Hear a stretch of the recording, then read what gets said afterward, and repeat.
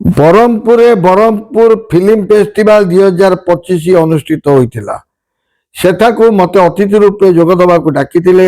ନମ୍ରତା ଆପା ବା ଡଲି ଆପା ମଧ୍ୟ ଅତିଥି ରୂପେ ଯୋଗ ଦେଇଥିଲେ ଏବଂ ସେଠାରେ ଆମକୁ ସମ୍ମାନିତ କରାଯାଇଥିଲା।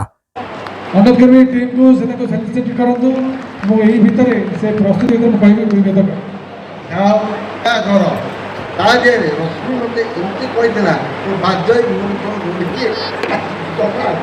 ରଖାନ୍ତି। ଗୋଟିଏ ଖୁସି ଲାଗେ ମୋତେ।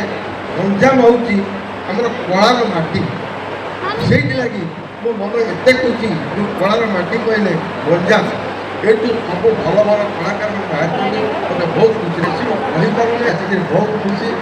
ଆଉ ମୋତେ ରଶ୍ମି ବହୁତ କହିଥିଲା, ରଶ୍ମି ବଢ଼ିଆ ଝିଅଟିଏ, କାହିଁକି ରଶ୍ମି ବହୁତ ଭଲ ଝିଅଟିଏ, ମୋତେ ବହୁତ କହିଥିଲା, ବହୁତ ଅନୁରୋଧ କରିଥିଲା। ମୁଁ ଆସିଛି, ସମସ୍ତଙ୍କୁ ଦେଖିଛି, ବହୁତ ଖୁସି ଲାଗିଲା।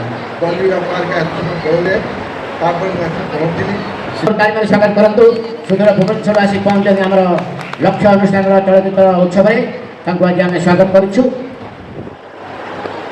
ଅରବିନ୍ଦ ଷଡ଼ଙ୍ଗୀ ସାଙ୍ଗ ପାଇଁ ଟିକେ ଜୋର ତାଳି ହେବ। ଆମ ଜେଜେ ରଙ୍ଗୀ ଝିକି ଜାଣିଥିବେ, ମୁଁ ଯେତେ କହିବି କମ୍ ହବ। ଆଜି ଆପଣଙ୍କ ସାମ୍ନାରେ ଆମେ ସମ୍ମାନିତ କରୁଛୁ। ଗୋଟେ ଜୋରଦାର ତାଳି ଦେବା, ଭଲପାଇବା ବି ଦେବା। ଜେଜେ ଭୂମିକାରେ ଏତେ ଆମକୁ ହସେଇଛନ୍ତି, ସବୁବେଳେ ହସ ବାଟିଛନ୍ତି। ସତରେ ଆମେ ଚିରନମସ୍ୟ, କୃତଜ୍ଞ।